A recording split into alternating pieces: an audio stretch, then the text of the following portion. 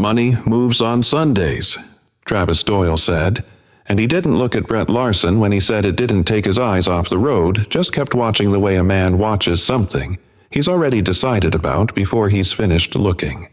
And where money moves, trouble follows right behind it. Larson was scrolling through his phone, half listening the way a 26-year-old who hasn't seen anything yet listens to a 31-year-old who acts like he has seen everything. He looked up. The car glided past them. Black, long, low, quiet as a secret. A 2024 Lexus ES jet black chrome trim, catching the July light like something that cost more than most people in Oak Ridge, South Carolina made in 2 years of hard work and careful saving. Doyle sat up straighter. His coffee, lukewarm and forgotten in the cup holder, tilted slightly when he shifted his weight. He didn't reach for the radio. He didn't reach for the computer on the dashboard to run the plates. He just watched the car move past the billboard for Harmon and Associates personal injury. Law watched it signal properly. Watched it maintain exactly the posted speed limit of 55 miles per hour on Route 17, and he made a decision. "You see that?" he said. "Nice ride," Larson said, squinting through the windshield. "What is that, a Lexus?" "That's 80 grand on wheels," Doyle said. He put the cruiser in gear. He pulled out from behind the billboard slowly, not rushing the way a man pulls out when he's already sure of where he's going. "And those two people in the front seat, they don't look like the demographic for a car like that, if you follow what I'm saying." Larson followed what he was saying. That was the problem. He followed it without asking why it needed to be said out loud, without asking what demographic drove Lexus sedans, or whether there was a law against driving a car that cost more than your neighbor thought you should spend, or whether the speed limit was 55 for everyone, or just for certain people on certain roads through certain towns. He followed it. And so he said nothing when Doyle flipped the switch. Blue and red light exploded in Elijah Booker's rearview mirror at 9:14 on a Sunday morning in July, on a stretch of road the Booker family had driven 100 times before on their way to a community center dedication that Elijah had helped landscape with his own hands, with Martha's sweet potato pies in a box on the back seat and a photograph of their son wedged into the driver's side sun visor, smiling in his dress blues. Elijah saw the lights. His hands tightened on the steering wheel, and the tightening was not sudden. It was slow and familiar, the way a body responds to something it has been trained to prepare for over the course of a long and careful life. He had been 14 years old the first time he saw lights like that appear behind a car that carried someone who looked like him. He had been 22 the first time they appeared behind a car he was driving. He was 71 now, and the lights still did the same thing to the muscles in his back, the same thing to the breath in his chest. The same slow, involuntary preparation that no amount of righteousness or prayer or law-abiding citizenship had ever fully erased. He said 3 words to his wife. He said them quietly. He said them the way a person says something they've said so many times it has become less a sentence and more a ritual, a practice handed down until it lives in the body before it lives in the mouth. Keep your hands. Martha Booker, 68 years old. Retired school teacher, the woman who had spent 35 years showing small children how to write their names and hold their pencils and sit up straight because the world would not give them extra credit for slouching Martha Booker, placed both of her hands on top of her handbag in her lap in plain sight without a word. Through the open window, the July air pressed in like something alive, thick and wet with the smell of pine sap and warm asphalt and the particular heaviness of a South Carolina summer that had not yet made up its mind to be anything other than brutal. Martha's hand found the radio dial before Elijah could reach for it. The gospel music stopped. 20 minutes before Travis Doyle ever laid eyes on that car, Elijah Booker had been driving through the pine corridor of Route 17 at exactly 54 miles per hour. And Ruth, he had called her Ruth when he was being formal. And Martha, every other moment of their 44 years together, had been watching the trees pass outside her window and humming something low and old. Something, her own grandmother had sung something, with no official title that she knew of, but that it always meant without the words ever saying so directly that the morning was good and the road was clear and the person beside you was the person you had chosen.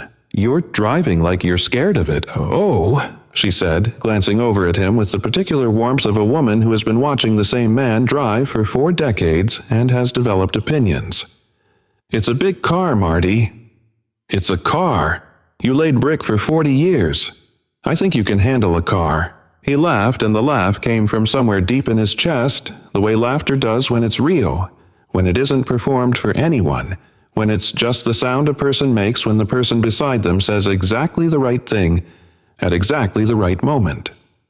This dashboard has more screens than the movie theater, he said, gesturing with one hand at the instrument panel, then returning it quickly to the wheel. Isaiah put cameras on the outside. There's a camera on the back. There's a camera on the front. There might be a camera on me right now for all I know. He just wants us safe, Martha said, and her voice changed when she said it, not softer exactly, but more careful, the way a voice gets when it's carrying more than the words it's speaking. Elijah nodded, eyes on the road. Their son had leased the car from a dealership in Colombia during his last leave 7 months ago, before his 3rd deployment. He had not told them he was doing it. He had arranged everything by phone from a base he could not name and a location he could not specify. And one Tuesday morning, a man from the dealership had appeared in their driveway in Harlow with the car on a trailer and a handwritten note in an envelope that Elijah had read twice before handing to Martha, and that Martha had folded carefully and put in the drawer of the bedside table where she kept things that mattered. The note said, "Stay safe, Mom. Stay safe. Pop, I'll be home soon. Caleb, Aaron Booker, their only child. 38 years old. Captain United States Marine Corps, currently completing his 3rd tour at a location that his parents knew only as somewhere overseas, and that they tracked by the quality of the phone connections and the length of the silences between his words. His photograph was clipped to the sun visor on Elijah's side of the car. Dress blues formal portrait, the kind taken at a base with a backdrop and a photographer who tells you not to smile too much. Caleb was smiling anyway, just slightly. The way he had always smiled, like there was something he knew that he wasn't quite ready to share yet.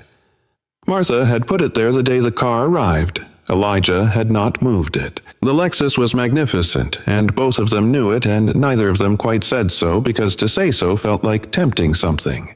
It was jet black. The interior was cream-colored leather. The climate control had kept the cabin at a crisp 68 degrees, while the July air outside pressed against the windows like a living thing. Elijah's calloused hands, the hands that had mixed concrete and laid brick and carried tile on his shoulders through the South Carolina summers of the 1980s and 1990s, the hands that had built 17 houses and 4 commercial buildings in Harlow and the surrounding county. The hands that were rough at the base of every finger and smooth nowhere. Those hands rested against the soft leather of the steering wheel and looked like what they were. The hands of a man who had worked his whole life and whose son had said, "You deserve something nice. Pop, let me do this." They were on their way to the grand opening of the Harlow Community Center, a project that had taken 3 years and $400,000 in private donations and the labor of 20 volunteers, including Elijah Booker, who had supervised the landscaping himself despite his rebuilt knees and the protests of his doctor and his wife and his pastor in that order. Martha had baked 3 sweet potato pies. They were in a box on the back seat covered with a cloth, and the smell of them had filled the car all the way from their driveway on Cedar Lane to the stretch of Route 17 where Travis Doyle had been waiting behind a billboard. Elijah had driven this road 100 times. He knew every turn of it. He knew which sections of guardrail had been replaced after last February's ice storm, and which sections were still the originals from 1989. He knew the billboard, and he knew the slight dip in the asphalt at the half-mile marker, and he knew the way the pines thinned out as you approached the Oak Ridge town limit, where the road widened slightly and the speed limit dropped from 55 to 45. He also knew what it meant to be driving a car like this through a town like Oak Ridge on a Sunday morning when you looked like Elijah Booker. He had known it before he left the house. He had felt it the way you feel weather coming, not a thought, not a calculation, just a knowing that lives below language in the part of the body that has been paying attention longer than the mind has. He had driven anyway, because you had to, because the alternative was to stop going places, because Caleb had leased him this car so he could drive safely to the places he needed to go, and letting fear change the route was a surrender that Elijah Booker had decided at some point in his 7th decade on this earth that he was no longer willing to make. He had told Caleb about his first police stop once. Just once. Caleb had been 16, and they were in the driveway, and Elijah had spent 45 minutes going through what to do, what to say, where to keep your hands, how to speak clearly, how to announce every movement before you made it. Caleb had listened with the patience of a boy who understood that this was not a lecture and not a punishment, but a transmission. Something his father was passing to him. The way you pass a skill. The way you teach a child to hold a hammer without driving it through his thumb. He had not told Caleb how his hand shook for an hour after that first stop in 1978. He had not told Caleb about the officer's face, about the way the man's lip had curled about the things that had been said and the things that had not needed to be said because the body communicates what the mouth is too careful to speak. He had just told him what to do. And now, 46 years later, on a Sunday morning in July, with the sweet potato pies on the back seat and his wife humming something old beside him, Elijah Booker watched the blue and red lights appear in his rearview mirror and said, "Keep your hands," and began quietly, methodically to do what he had always done. He signaled. He checked his mirror. He eased the Lexus onto the gravel shoulder of Route 17 at a careful, unhurried speed. He came to a complete stop. He shifted into park. He turned off the ignition. He placed both hands on the steering wheel at 10 and 2. He sat still, and he waited. Travis Doyle took his time. He sat in the cruiser for 45 seconds after he pulled in behind the Lexus, long enough to make the waiting mean something, long enough for whoever was in that car to feel the specific weight of those seconds before he got out. He adjusted his belt. He put on his sunglasses even though the morning sky had gone partly cloudy while they drove and the light was softer than sunglasses required. He checked the set of his uniform in the side mirror of the cruiser with the brief, practiced glance of a man who is aware of how he looks and intends to look a particular way. Then he walked. He walked the way certain people walk when they believe the ground they're standing on belongs to them in a way it does not belong to anyone else. Slowly, with his shoulders back and his chin level with a kind of gravitational authority that he had been practicing since he was 23 years old, and put on a badge for the first time and discovered what it felt like to have people step back when you approached. Brett Larson mirrored him on the passenger side the way he had been trained to hand resting on his holster the way he had been shown, and he was sweating already despite the cloud cover sweating in a way that had nothing to do with the heat. Doyle reached the driver's window and knocked on the glass with his knuckle. Not a tap. A knock. The kind that doesn't ask. Elijah lowered the window. "Good morning, officer," he said. His voice was steady and clear and respectful without being servile. The voice of a man who has spent 71 years being careful with his words around people who carried guns and the authority to use them. Was I speeding? I was watching the gauge the whole way. I don't believe I was over 55. Doyle didn't answer. He leaned down and looked past Elijah. He looked at Martha, at her Sunday dress and her hat and her handbag and the kitten Bible resting on her knee. He looked at the interior of the car, the cream leather, the multiple screens on the dashboard, the small wooden cross hanging from the rearview mirror beside the photograph of the man in dress blues.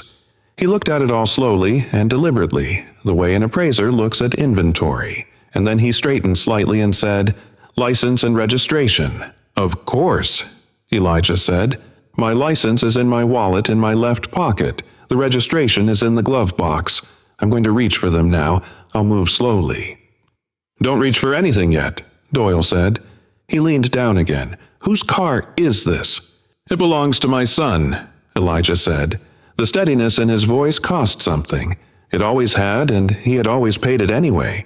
"He's a captain in the Marine Corps.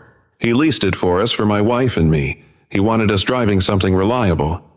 Doyle let out a sound that was not quite a laugh. It was shorter than a laugh and colder, and it came from somewhere in the back of his throat. "A Marine," he said. "Sure. Step out of the vehicle, please." "Officer, I've had both knees replaced. If I could just step out. Now." Elijah opened the door slowly. He used the door frame as a support, pulling himself up with the careful deliberateness of a man who has learned that his body no longer does casually what it used to do automatically. He was wearing his best suit, dark gray, pressed the night before by Martha, who had ironed his church clothes every Saturday night for 44 years without being asked to. His shoes were polished. His tie was straight. He looked exactly like what he was, a deacon of the Greater Harvest Baptist Church on his way to a community dedication he had helped build. To Travis Doyle, he looked like something else entirely. "Face the car," Doyle said. "Hands on the hood." "Officer, this really isn't—" Hands on the hood. On the other side of the car, Brett Larson had opened Martha's door and was telling her to step out. Martha gathered her kitten Bible in one hand and her handbag in the other and stepped out with a dignity so complete and so practiced that it was almost formal, the way a teacher steps out from behind her desk with the knowledge that every person watching will remember how she carried herself. She looked at Larson as she stood. He was 26 years old. He had the face of a young man who had not yet decided what kind of person he was going to be. She had taught children for 35 years, and she knew that face. She had seen it in classroom doorways and at parent-teacher conferences and in the eyes of boys who were about to make choices they would carry for the rest of their lives. She looked at him, and he looked away first. Elijah placed his hands on the hood of the Lexus. The metal was warm from the morning sun, not hot, yet the day hadn't fully arrived at its cruelty.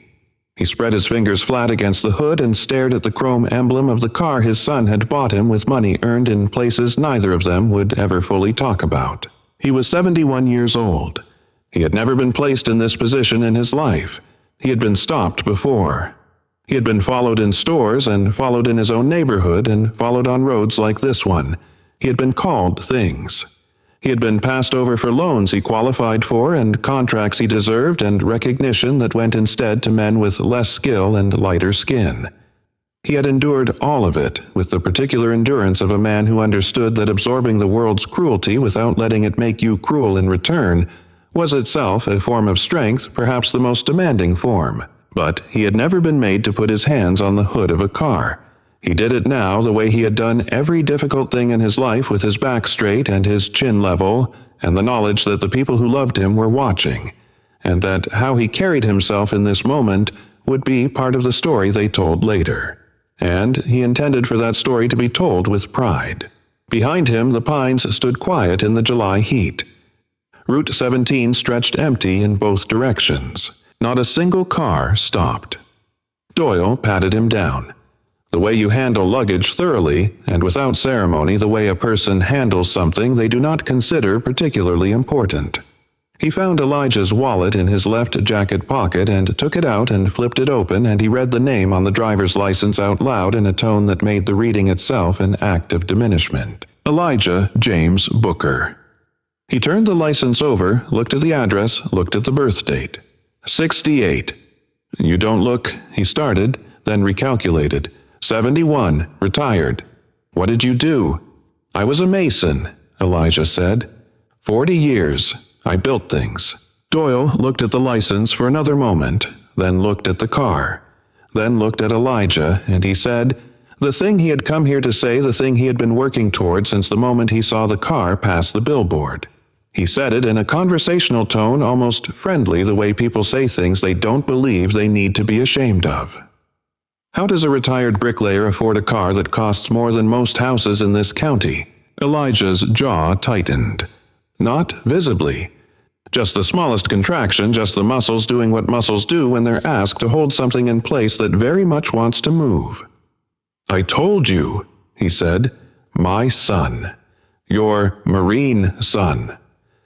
Doyle closed the wallet and slipped it into his own breast pocket instead of returning it, which was a thing he did without announcement or explanation, as if it were simply part of the process. "Right, I heard you." On the passenger side of the car, Larson had told Martha to place her handbag on the hood of the car. She did it slowly, with both hands setting it down with a care that was itself a kind of statement, the way you put something precious on a surface, not the way you comply with an order. She stood with her hands visible at her sides.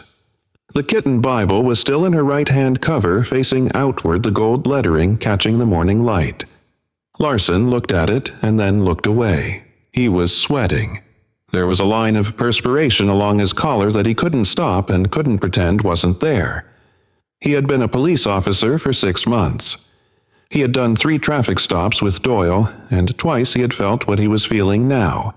And both times he had told himself what he was telling himself now that Doyle knew more than he did, that Doyle had been doing this for 8 years, that this was how things worked in Oak Ridge, that you didn't second-guess your field training officer in the middle of a stop on the side of a road. He looked at Martha Booker, and she was looking at him.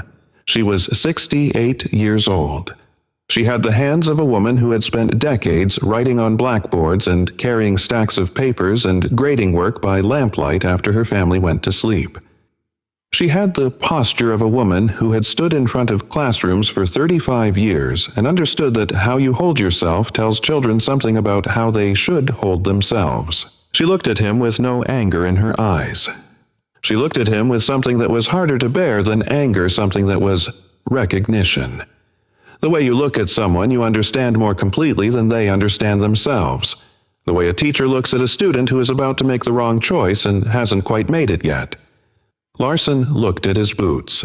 Elijah Booker stood with his hands on the hood of his son's car in the July heat on Route 17 in his church suit, with the sweat beginning to darken the fabric at the small of his back, and the voices of birds in the pine trees on the other side of the guardrail as steady and indifferent as the passage of time, and he understood that no car was going to stop. The ones that slowed down the way people slow down when they don't want to get involved but also don't want to miss anything.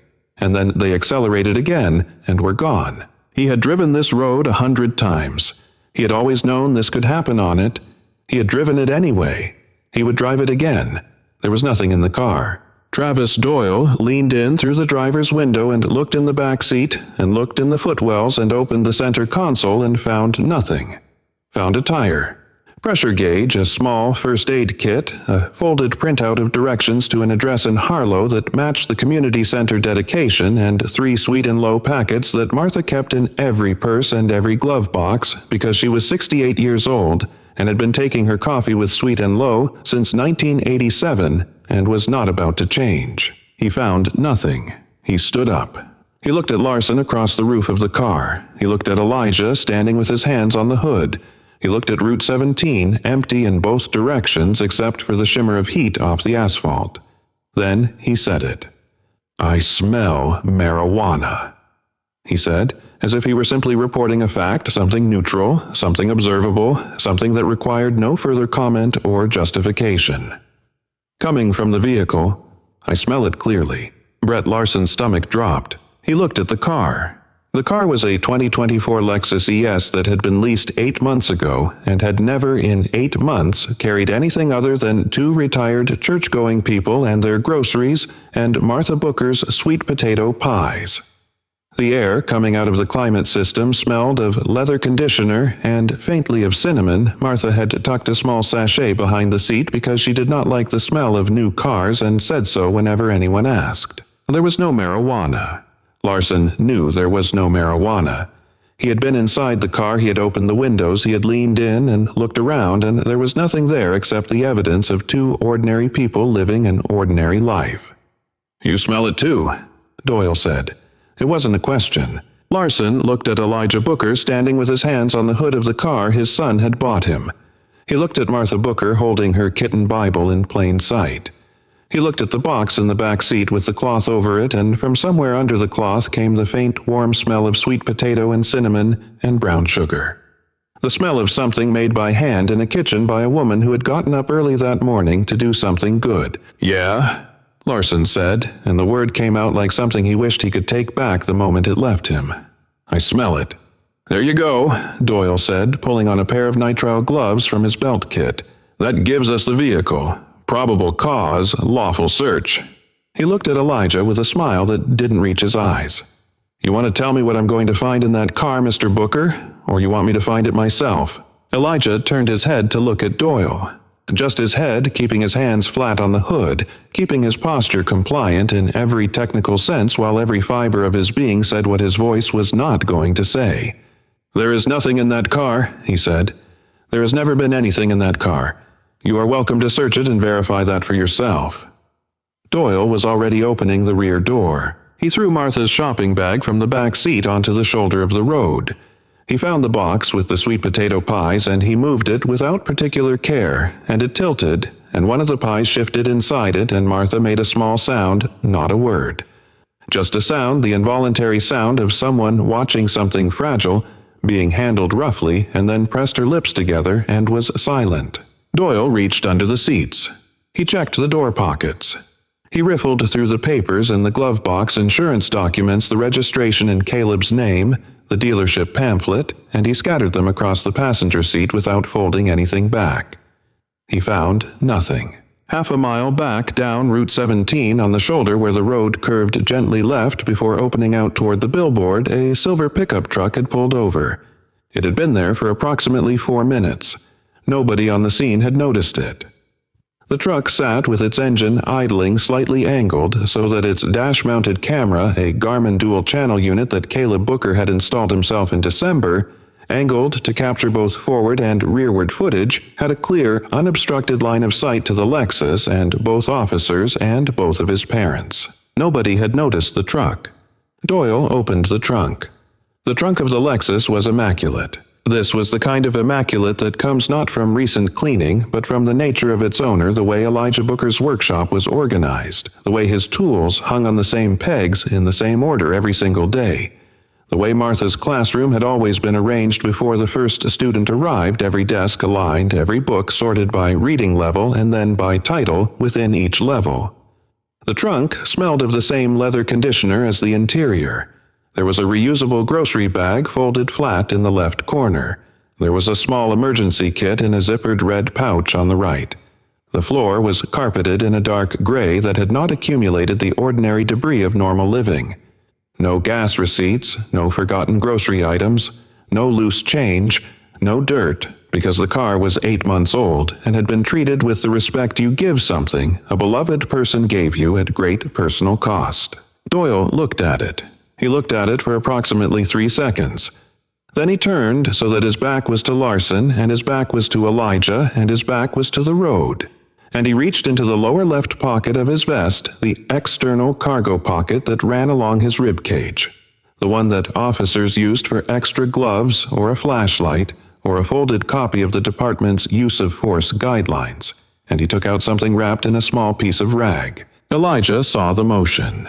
He was watching from the corner of his eye the way a man watches something he is not supposed to watch directly, the way 71 years of reading rooms and reading people had made him able to track peripheral information with a precision that looked like inattention. He saw the way Doyle's shoulder moved. He saw the angle of the arm. He understood what he was seeing. He said nothing. He understood exactly what would happen if he said something. 30 seconds later, Doyle straightened up and turned around. He was holding a handgun in his gloved hand, a snub-nosed revolver, small and old and dark, with the particular dull patina of a weapon that had not been maintained for a very long time. That had been sitting somewhere unused for months or years, that bore no relationship whatsoever to the gleaming, immaculate car it had allegedly just been discovered inside. "Well," Doyle said. One word, he let it sit there in the July heat. "There's your problem." Martha said, "That is not ours." She said it the way she would have said it to a student she caught cheating, not with heat, not with panic, but with the flat, clear certainty of someone who knows the truth and understands that simply saying the truth out loud is the first and most important thing. "That gun has never been in our car. We have never owned a gun like that in our lives." Doyle set the revolver on the roof of the car next to Martha's handbag on top of the dealership paperwork with Caleb's name printed clearly at the top. Lessee CPT. Caleb A. Booker, U.S.M.C. And he reached for his shoulder radio. "Dispatch, this is Unit 7. I need a sergeant at my location Route 17 at the half-mile marker south of the Oak Ridge town limit. I have a traffic stop with a suspected stolen vehicle and an unregistered firearm recovered from the trunk. 2 individuals detained." The dispatch crackled back. "Copy 7. Sergeant Dawson is en route. ETA 8 minutes. Doyle looked at Elijah. He looked at the gun on the roof of the car. He looked at Larson, who was standing on the far side of the Lexus, staring at nothing in particular with the fixed expression of someone who is trying very hard not to look at the thing they can't stop thinking about. "Hands behind your back," Doyle said to Elijah. Elijah Booker was 71 years old. He was wearing his best suit. He was a deacon of the Greater Harvest Baptist Church. He had laid brick for 40 years, raised one son, driven this road 100 times, and paid his taxes every year since 1972 without a single late filing. He placed his hands behind his back. The handcuffs closed around his wrists with a sound that was mechanical and small and completely ordinary, the way significant things often sound when they're happening. Not like a thunderclap, not like the crack of a judge's gavel, but like a small piece of metal finding another small piece of metal, the click of a mechanism doing exactly what it was designed to do. The skin around his wrists was already beginning to show the pressure by the time Doyle was finished. It was the first time in 71 years that Elijah Booker had been handcuffed. He stood very still. He thought about Caleb. He thought about the note in the envelope. "Stay safe, Pop." He thought about the 45-minute conversation in the driveway when Caleb was 16 and about all the conversations they had never had after that, because there are some things a father teaches his son not because he wants to, but because the world insists on the lesson. He thought about Martha standing on the other side of the car with her kitten Bible, and he made himself breathe slowly and evenly, and he stood with his back as straight as a 71-year-old man with rebuilt knees and handcuffs behind his back can stand. Which was, it turned out, very straight indeed. Frank Dawson had been with the Oak Ridge Police Department for 22 years. And in 22 years, he had developed the particular economy of motion that comes to people who have done the same job in the same place for a very long time. He moved without waste, spoke without excess, and assessed a situation with the rapid, low-effect efficiency of someone who has seen most of the ways things can go wrong and stopped being surprised by any of them. He pulled his SUV in behind Doyle's cruiser, got out, looked at the scene. Elijah cuffed against the car. Martha standing on the far side with her Bible, Doyle at the trunk, Larson at the rear corner, and he walked to where Doyle was standing and said, "Tell me." Doyle told him.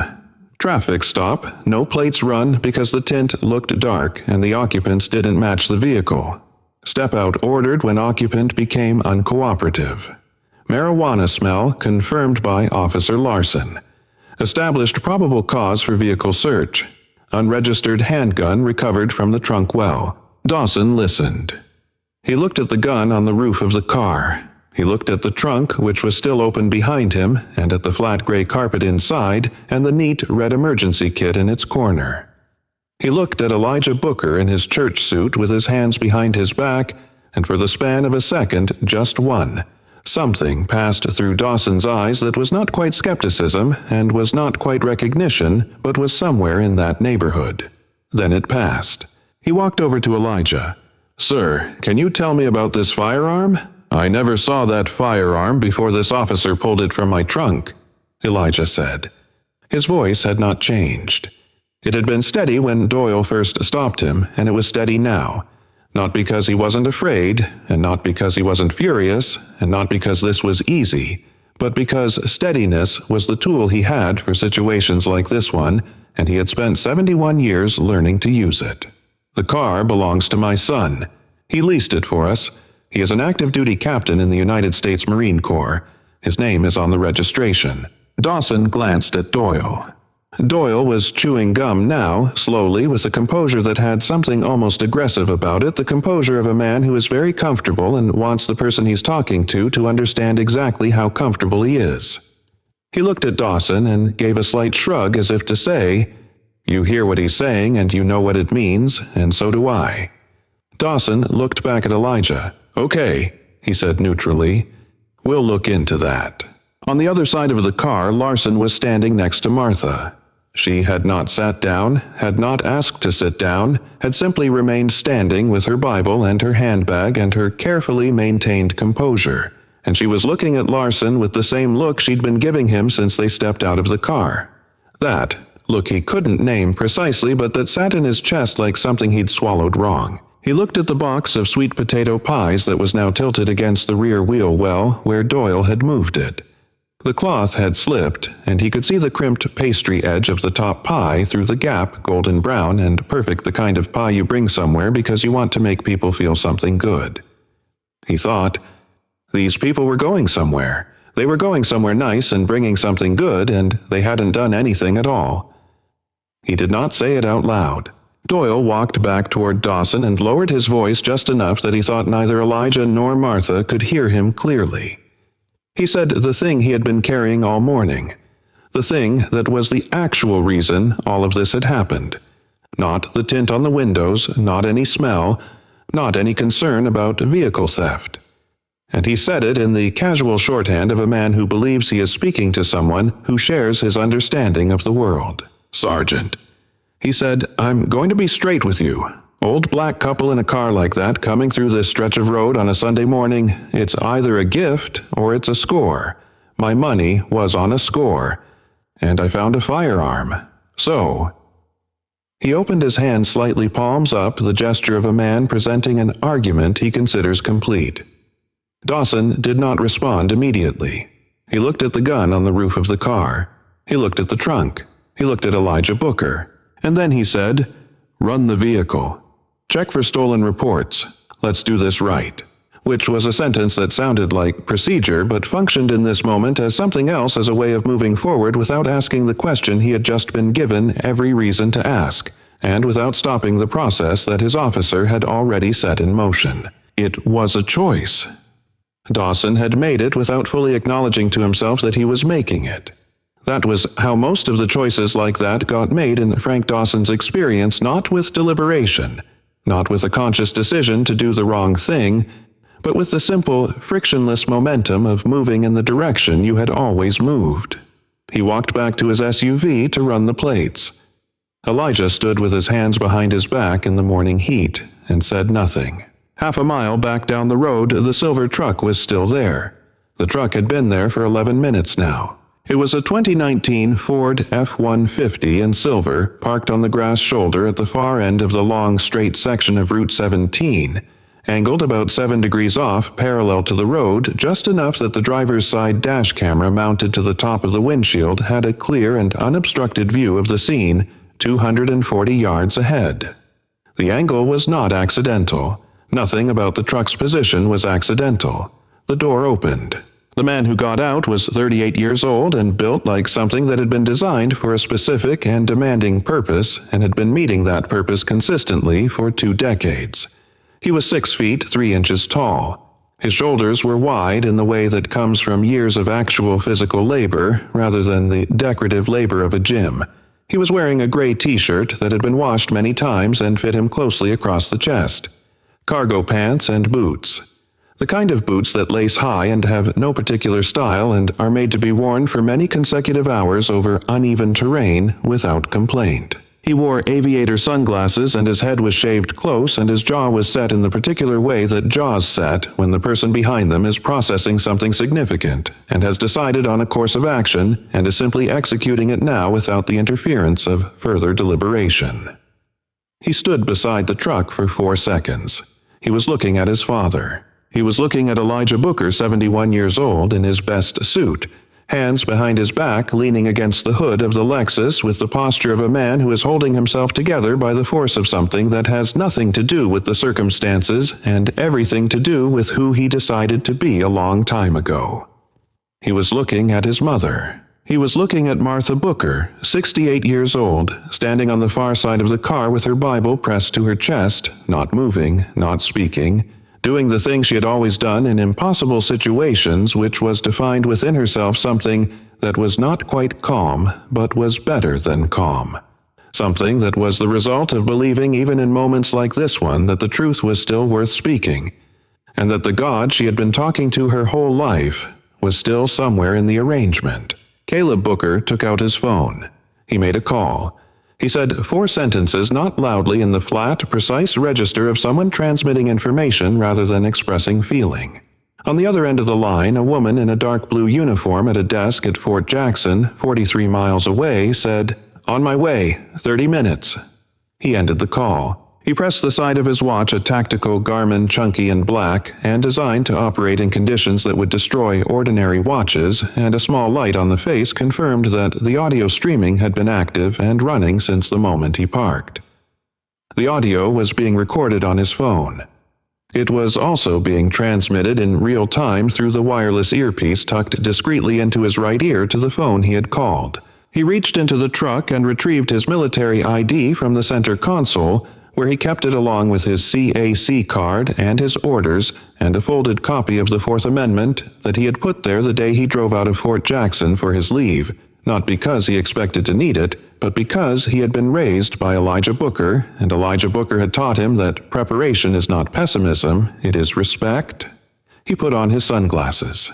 He walked down the shoulder of Route 17 toward his parents at the steady ground-eating pace of a man who has decided where he's going and has nothing to prove about how quickly he gets there.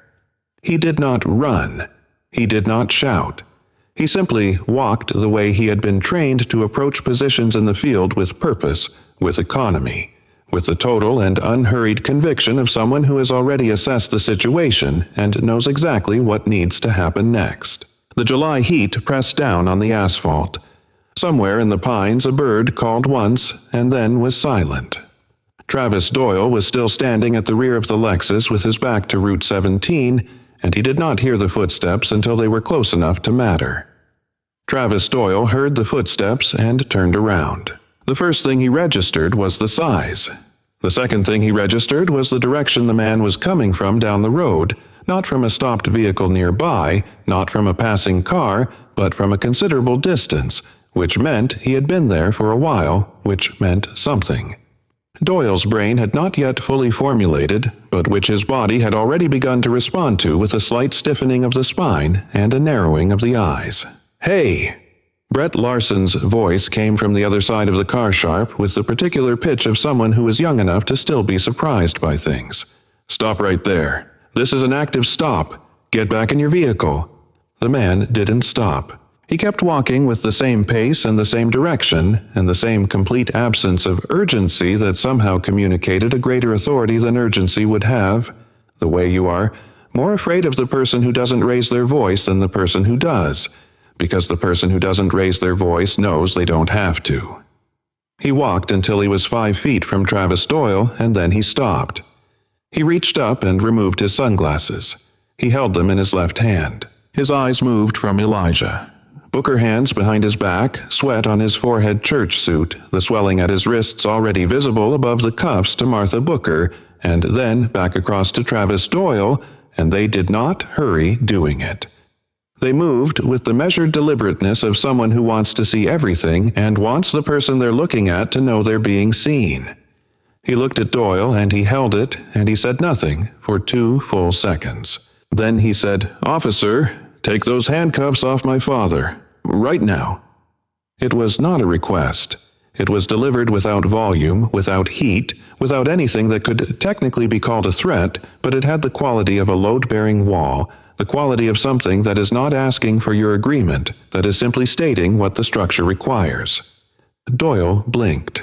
The blinking was involuntary, just a brief, small interruption in the steady performance of authority he had been maintaining for the last 40 minutes. Just a flicker of something that was not uncertainty exactly, but was in the general vicinity of uncertainty.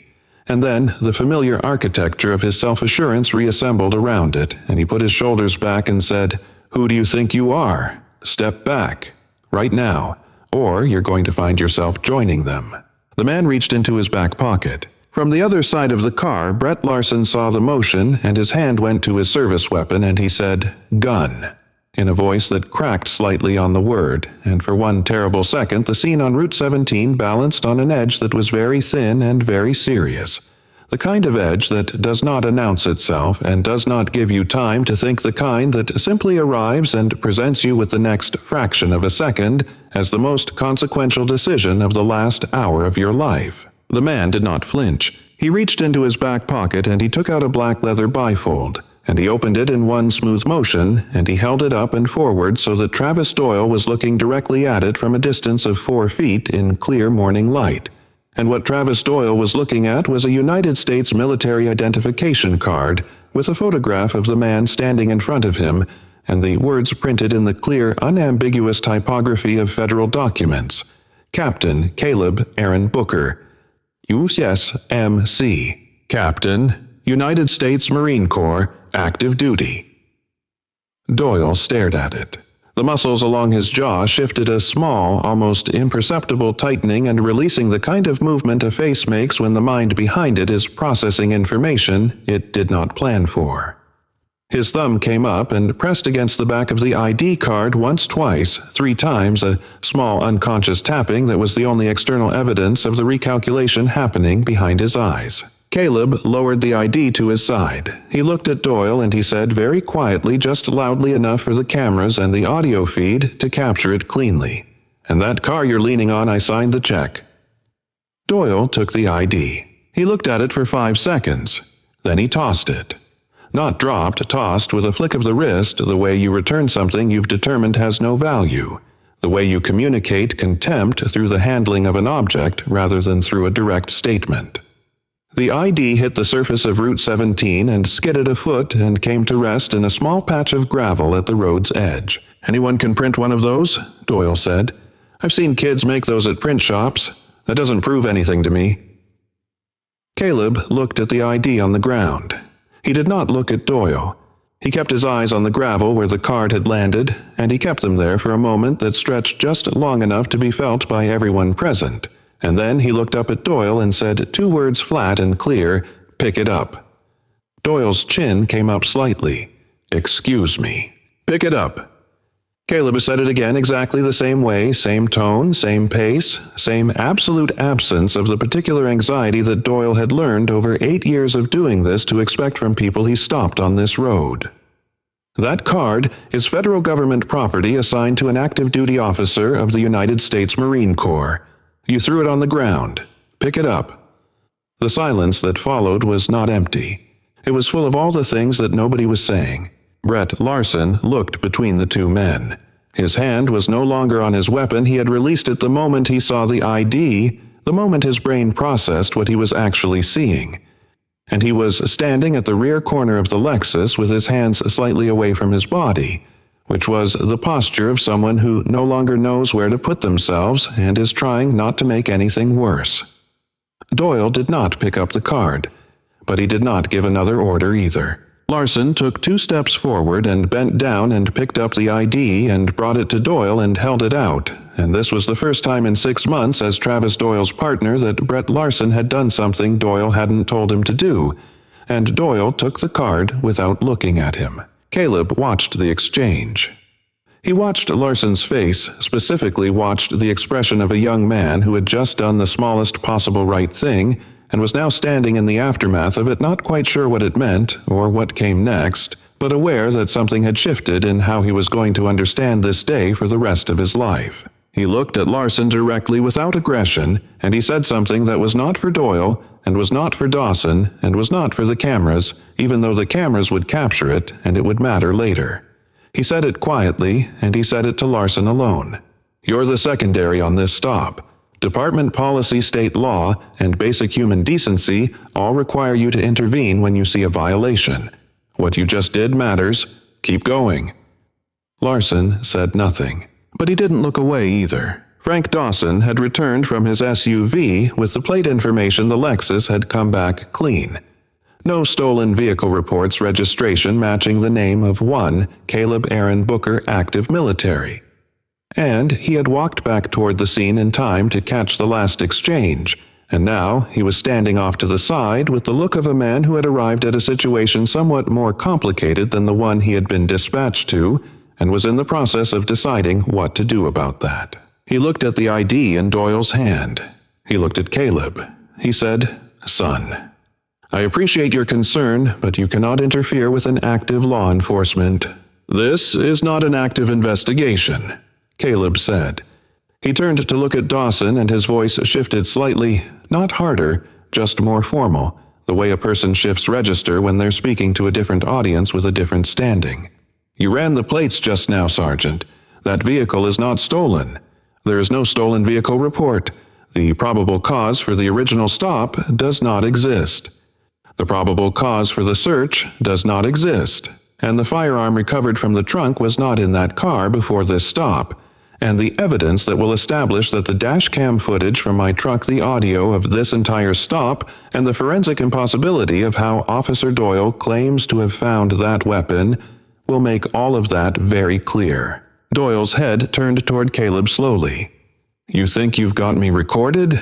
I know I do, Caleb said. He didn't touch his watch. He didn't gesture toward the truck down the road.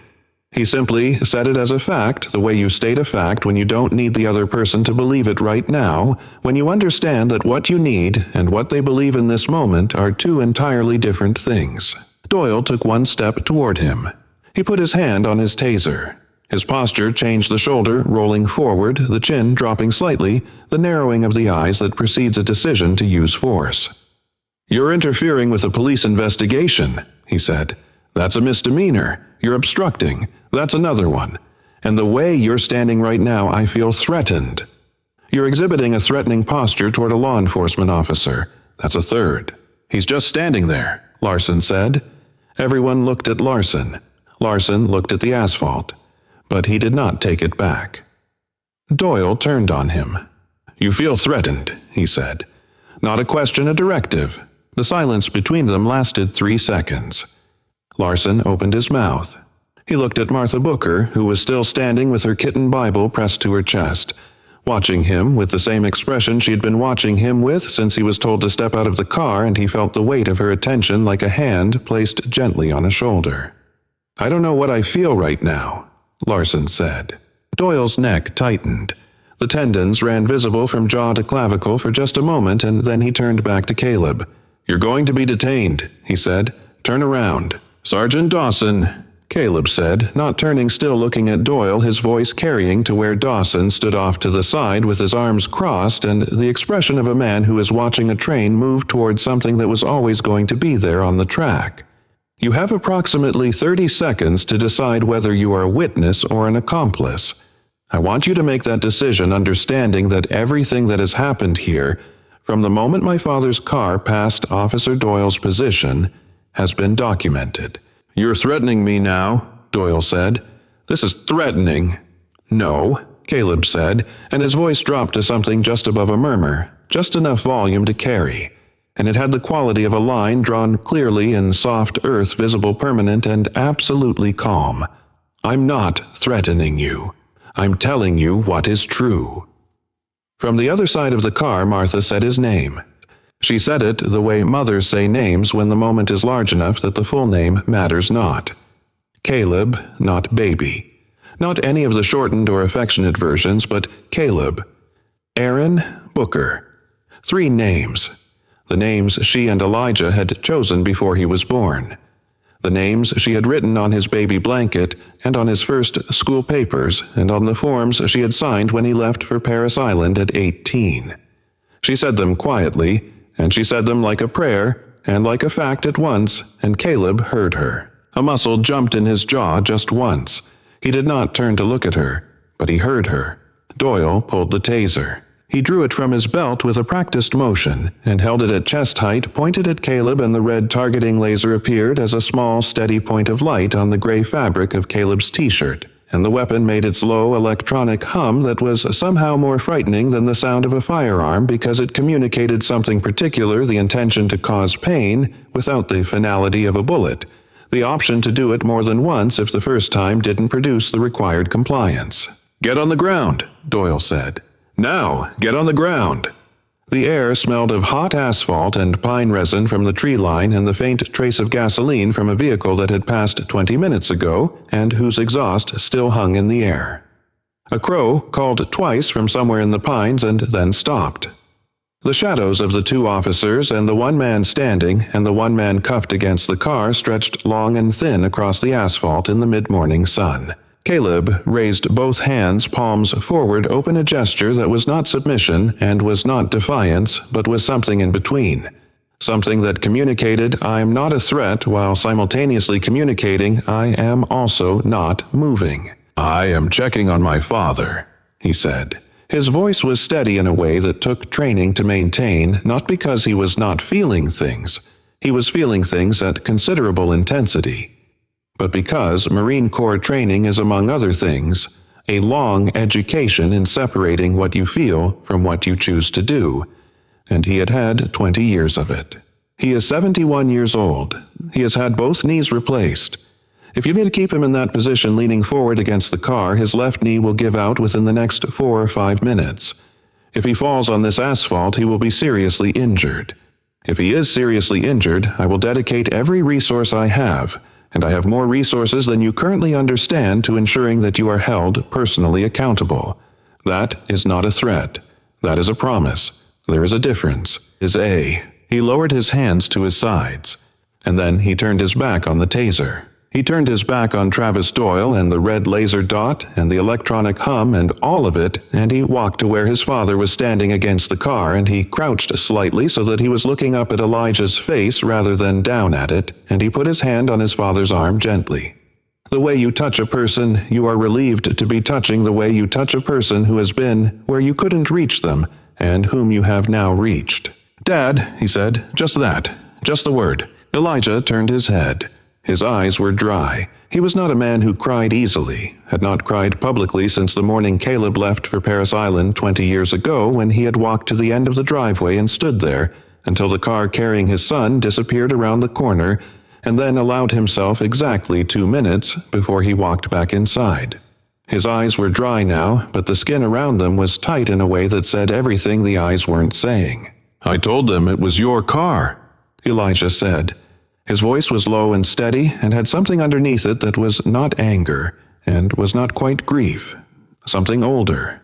Something that had been living in the Booker family for generations before Elijah was born, and that he had hoped, with the particular hope of parents, would somehow not need to be passed to his son.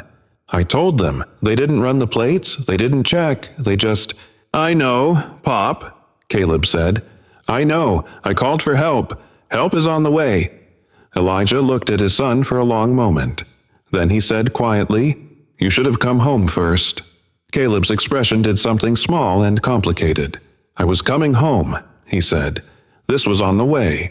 The vehicle arrived without announcement. A dark blue government SUV, the kind that doesn't carry commercial plates, the kind whose tinted windows say something specific about who is inside, pulled off Route 17 and onto the shoulder behind the line of cruisers and a truck with the unhurried precision of someone who has arrived at the correct place at the time they intended to arrive. The doors opened. 2 men in dark civilian suits got out first. Then a woman. She was black, and she wore the dress uniform of the United States Marine Corps, and at her collar were the gold oak leaves of a major, and she moved with the self-possession of someone who did not need to hurry, because she had already decided how this would end before she got out of the car. Caleb looked at her, and something in his face changed. Not relief exactly, because relief implies uncertainty resolved, and Caleb had not been uncertain, but something adjacent to relief. Something that said, "Now we can finish this." "About time," he said. Major Donna Hayes walked past him without slowing.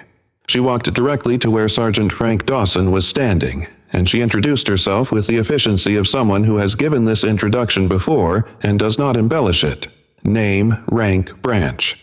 And the single sentence that changed the temperature of every person present. "I have been receiving a live audio feed from Captain Booker's device since this stop began approximately 22 minutes ago." She paused. "I heard the original stop. I heard the reason given for the search.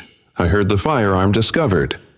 I heard the exchange in the last 8 minutes, and I have personnel currently in transit to secure the dashcam footage from Captain Booker's vehicle before any chain of custody issues can arise." Doyle had gone still, the hand at his side, the hand holding the taser which he had reholstered at some point in the last 2 minutes without seeming to notice he'd done. It was now at his side with the fingers slightly spread the way a hand goes when the body is trying to distribute attention that has nowhere to go. His chin was still level. His shoulders were still back. But the color in his face had shifted in the particular way that faces shift when the story a person has been telling themselves about how this is going to go has just been replaced by a different story. Dawson looked at Hayes. He looked at the 2 men in suits. He looked at Doyle.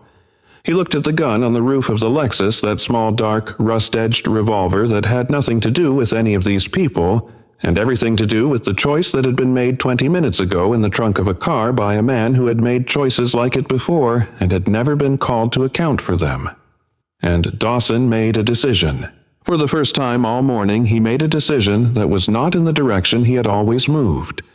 He looked at Doyle and he said, "Don't say anything else, not a word."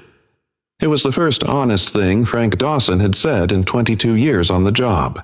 The handcuffs went on Doyle's wrists at 10:07 in the morning in the same July heat on the same stretch of Route 17, with the same sound, that small, precise, completely ordinary click of metal closing on metal that had closed on Elijah Booker's wrists 43 minutes earlier. Doyle stood with his hands behind his back and he looked at Caleb Booker, who was standing a few feet away with his arms loose at his sides and his expression entirely neutral. And something in his face went through several changes in rapid succession. First a hard defiance, then a searching look, then a calculation, then the specific expression of a man whose calculation has returned a result he did not expect and for which he has no contingency. His shoulders did not go square anymore. They settled inward by a degree that was small but visible once you knew to look for it. "Frank," he said to Dawson, who was standing behind him. "Frank, tell them who I am. Tell them what we do here.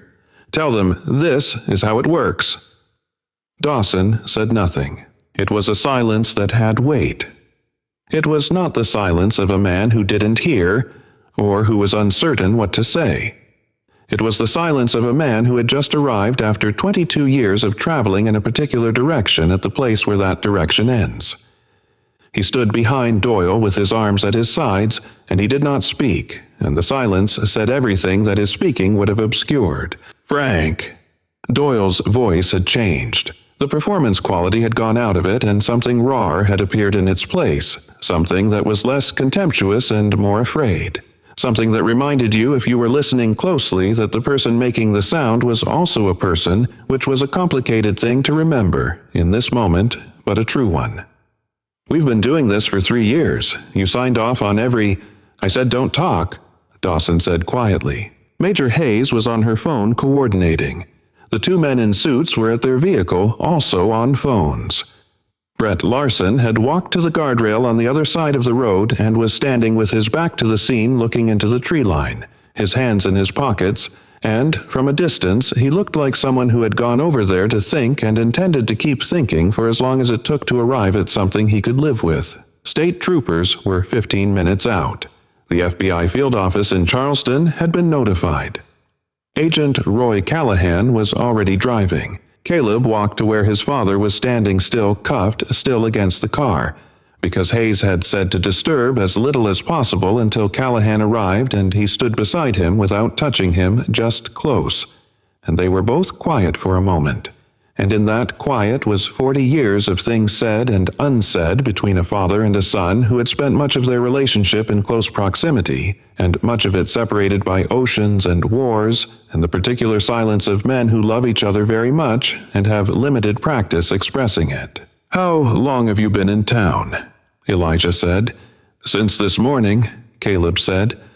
"I landed at 6. I was going to drive straight to the house, but I stopped for gas and called ahead. Mom didn't pick up. You didn't pick up. I figured you were already on the road." Elijah nodded slowly. "We left early. Your mother wanted to get there before anyone else so she could arrange the food tables." "That sounds right." A long pause. "You were following us," Elijah said. It was not an accusation. It was barely even an observation. It was the kind of thing you say when you already understand it and just need to hear it acknowledged.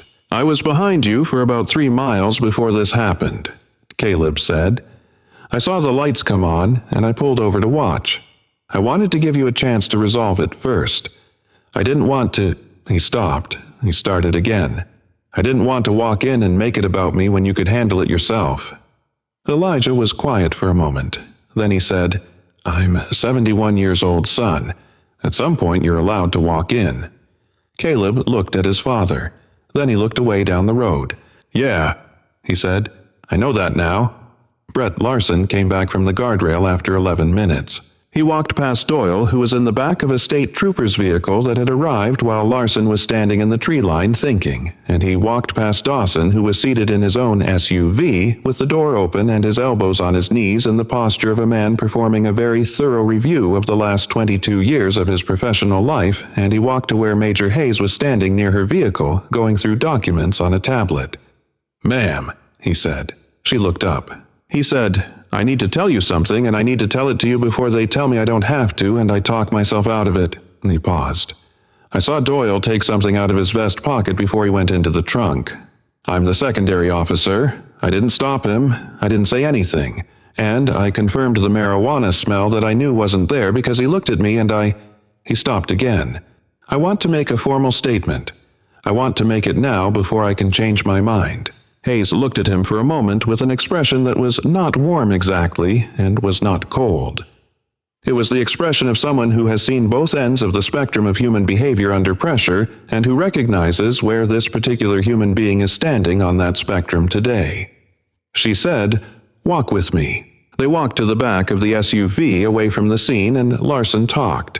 He talked for 20 minutes, and what he said in those 20 minutes was not a complete accounting of everything he knew that would come later in an interview room in Charleston with Agent Callahan and a recording device and a lawyer sitting beside him. But it was the beginning of one, and beginnings matter. He said he had been Doyle's partner for 6 months. He said he had been on 4 stops before today that had the same shape as today's stop, the same targeting of out-of-area vehicles, the same occupant profiles, the same convenient probable cause appearing in the moment it was needed, 2 of which had resulted in vehicle searches, 1 of which had resulted in a tow. He said he had told himself each time that he didn't understand the full picture that Doyle had experienced. He didn't, that this was how policing worked in a county like this one. He said that the first time he had thought something was wrong was the very first stop, 3 days into his assignment with Doyle, when a 54-year-old man in a Cadillac had been pulled over and separated from his vehicle, and his vehicle had later been impounded on a charge that was eventually dropped. But the car had been gone for 8 months, and the man had never fully recovered it because the impound fees were more than the car was worth by the time the process worked its way through. He said he had told himself that stop was complicated and that he didn't understand all of it.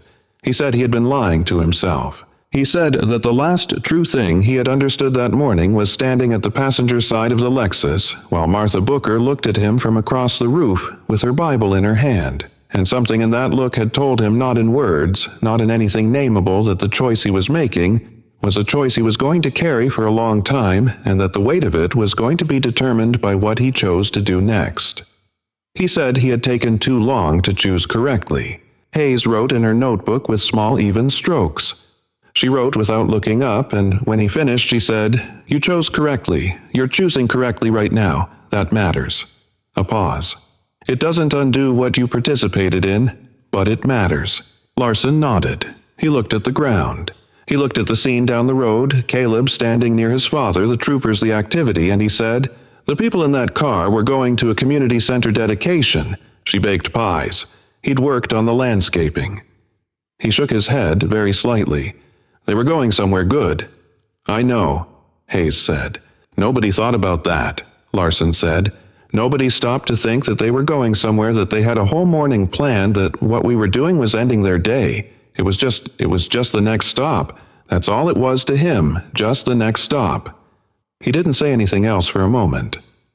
"That's the part," he said finally, "that I can't get out of my head." Agent Roy Callahan arrived at 11:40, drove a dark sedan, wore a blue windbreaker with federal identification on the chest, and moved through the scene with the contained efficiency of a man who has been doing this for a long time and has learned to see structure where other people see incident. He spent 12 minutes reviewing footage from Caleb's truck dashcam on a laptop in the back seat of his own vehicle. He spent 6 more minutes on the phone with someone in an office in Washington. Then he walked to where Caleb was standing and he said without preamble, "I need your permission to expand the scope of this beyond today's stop." "You already have it," Caleb said. "There may be a pattern," Callahan said. "We've seen similar vehicle seizure activity in this county going back approximately 36 months. If your stop today is connected to a broader scheme, the investigation will go places that won't be resolved quickly." "I understand that," Caleb said. "I also need to ask you something." He looked at Callahan directly. "How many other families?" Callahan's expression was the practiced neutrality of a person who has learned to deliver information without leading the emotional response of the person receiving it. He said, "We have identified 14 incidents with similar profiles in this county in the last 3 years. The pattern in each case is consistent with what happened here today. Some resulted in dropped charges. Several resulted in permanent asset forfeiture. In a number of cases, the affected families could not afford the legal process required to recover their property. 14. Caleb repeated the number once silently with only a slight movement at his lips. "Those families," he said, "they didn't have someone show up on the road." "No," Callahan said, "they didn't." He thought about what that meant. He thought about a version of this morning in which he had not been 3 miles behind his parents on Route 17. A version in which he had stopped for gas first and arrived later, or had taken the interstate instead of the scenic route, or had been delayed at the airport by any of the dozen ordinary delays that airports produce on any given Sunday morning. He thought about Elijah Booker in that version of the morning in his church suit with no one arriving, and what that morning would have looked like by afternoon, and what Elijah would have told Martha on the way home, and whether either of them would have believed that fighting it was worth the cost of the fight. He thought about 14 families who had been in exactly that version of the morning. He said to Callahan, "I want to know their names, all 14. I want to know what happened to each of them, and I want to be involved in making sure what happened to them is part of whatever comes next." Callahan looked at him for a moment. "That's not how these investigations typically—" "I understand how they typically work," Caleb said. "I'm telling you what I need. We can figure out the how." Callahan looked at him for another moment, then wrote something in his notebook. "I'll be in touch," he said. What the investigation eventually revealed, what Larson's testimony and Callahan's records review, and 3 weeks of subpoenas and forensic accounting, would piece together with the painstaking inevitability of a picture emerging from puzzle pieces you've had in front of you for years, but hadn't arranged correctly. Was this. Travis Doyle had maintained a personal system he referred to in the text messages eventually recovered from his phone as the game. The game had rules. Luxury vehicles were worth more points than average vehicles. Out-of-county plates were worth more points than local. Vehicles whose occupants had no local connections, no one to call, no local lawyer to consult on a Sunday morning were worth the most. When a vehicle was seized under civil asset forfeiture and transferred to impound, a portion of the proceeds moved through an arrangement with a tow operator in the adjacent county who had been Doyle's friend since high school. Dawson had not built the game, but he had looked at the reports on his desk every month for 36 months, and he had signed them without asking the questions that the numbers arranged correctly would have answered. Chief Henderson had looked at the same numbers, 14 families, 14 mornings that had started with someone going somewhere and ended with something taken that was not easily returned. The hospital in Harlow was a small regional facility that smelled of industrial cleaner and the particular version of quiet that hospitals maintain, a quiet that is not peaceful, but is the administrative management of sound, the reduction of auditory chaos to something that can be controlled and monitored alongside the other things being controlled and monitored. Elijah was in a room on the 2nd floor. His left wrist was wrapped, his right knee, which had been twisted when Doyle kicked his feet apart on the roadside, had been examined by a doctor who confirmed a re-tear of tissue that had been carefully reconstructed 18 months ago in a surgery that had taken most of a day and most of 3 months of physical therapy to recover from. He was going to need another procedure. He was lying in the bed with his leg elevated on 2 folded blankets, and his wrist elevated on a rolled hospital pillow, and the expression of a man who has accepted that his body is giving him information he did not request, and is proceeding to deal with it in the practical and organized fashion of someone who has been dealing with information he didn't request for 7 decades. Martha was in the chair beside the bed. Her church hat was gone. She had put it in her handbag when they got into the ambulance because the ambulance's ceiling was low, and the hat had a brim, and her hair was neat and close, and she was holding Elijah's uninjured hand in both of hers with the particular grip of someone who intends to keep holding it for the foreseeable future. She had not cried on the roadside. She had not cried in the ambulance. She had not cried in the waiting area where a nurse had brought her a cup of bad coffee and the kind of generic sympathy that institutions provide in place of the real thing. She was not crying now. She was just present completely and without qualification in the way she had been present in every room she had ever entered, the way Martha Booker inhabited space with her full attention and her full self. Caleb came in at 2 in the afternoon, still in his t-shirt and cargo pants with the particular tiredness of someone who has been managing a complex situation for several hours on adrenaline and discipline, and is now permitting the tiredness to settle. He had spent the last 3 hours with Hayes, and Callahan had given 2 formal statements, had coordinated the securing of the dashcam footage, had called a lawyer in Charleston whose name Hayes had given him. He stood in the doorway of his father's hospital room for a moment.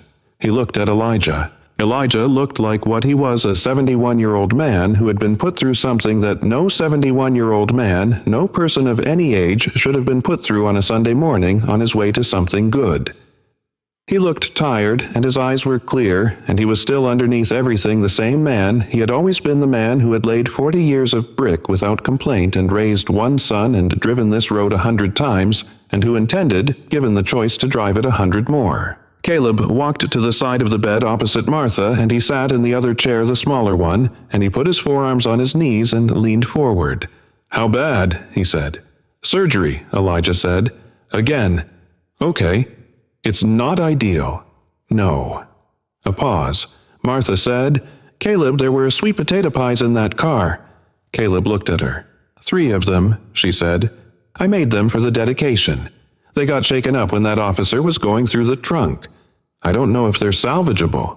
Caleb looked at his mother for a long moment, and something in his face that had been held in place for the last several hours by the combined forces of training and necessity, and the particular focus required when you are trying to prevent something irreversible from happening. Something in that held-in-place expression came loose just slightly, and he said, "Mom, they were beautiful pies." She said with a serenity that was either genuine peace or the finest performance of peace Caleb had ever witnessed. And with Martha Booker he had long ago concluded the difference between those 2 things was academic. "I'll make more?" Elijah made a sound that started as something else and arrived as laughter, and Caleb looked at his father laughing in his hospital bed, and he put his hand on the back of his father's hand, not on the wrist, on the hand carefully, and he left it there. Caleb met with Callahan again at 7 that evening in a conference room in the Harlow Municipal Building that smelled of old carpet and the afterthought of someone's reheated lunch. Callahan had a preliminary report. He had 3 other agents with him. They had spent the afternoon pulling records. The final count, Callahan told him, was not 14, it was 19. 19 vehicle stops over 38 months that matched the profile they had identified, 12 of which had resulted in vehicle seizure or impoundment. 9 of which had resulted in asset forfeiture proceedings, 6 of which had resulted in the permanent loss of the vehicle by the original owner. 6 families who had driven somewhere on an ordinary day and had not gotten their car back. Caleb sat with that number for a moment. "Do you have their names?" he said. Callahan passed him a redacted sheet, names replaced with case numbers per protocol, but community details, preserved occupation, age range, the nature of the seizure. Caleb read down the list. A 63-year-old retired postal worker, a 41-year-old electrician, a 57-year-old woman who ran a catering business and whose van, her primary business vehicle, had been seized on a Thursday morning and not returned. He folded the sheet and put it in his chest pocket. "The families who lost property permanently," he said. "What options do they have?" Callahan said the civil rights violation under color of law conviction that was likely coming would open the door to civil claims against the county. The timeline and the practical reality of recovering specific property or equivalent compensation was complicated. The county's insurance carrier was already in contact with the municipality. Caleb nodded. "I need you to keep me informed," he said. "Not as a witness, as someone who intends to be involved in what comes next." Callahan studied him for a moment. He had been doing this work for 19 years, and he had seen many versions of this conversation. The version where the victim wanted to put it behind them as quickly as possible. The version where the victim wanted maximum punitive damage with minimum personal involvement. The version where the victim wanted their story told loudly in every public forum available. This was a different version. This was the version where the person sitting across from him had already decided that the point of what happened to his family was not the family. The point was the 19 families. The point was the next one. You understand, Callahan said carefully, that what you're describing, the level of involvement you're talking about, is going to take time and energy that you may not have given your obligations to the cause. I'm aware, Caleb said. I'll manage it. A pause. My parents were going to a community center dedication this morning. My father helped landscape the grounds. My mother baked pies. They were going somewhere good, and they almost didn't get to go. Another pause shorter. 19 families. The ones who didn't have someone drive up behind them on that road. That's what this is about. That's what I need you to understand. Callahan wrote something in his notebook, and then he said, okay.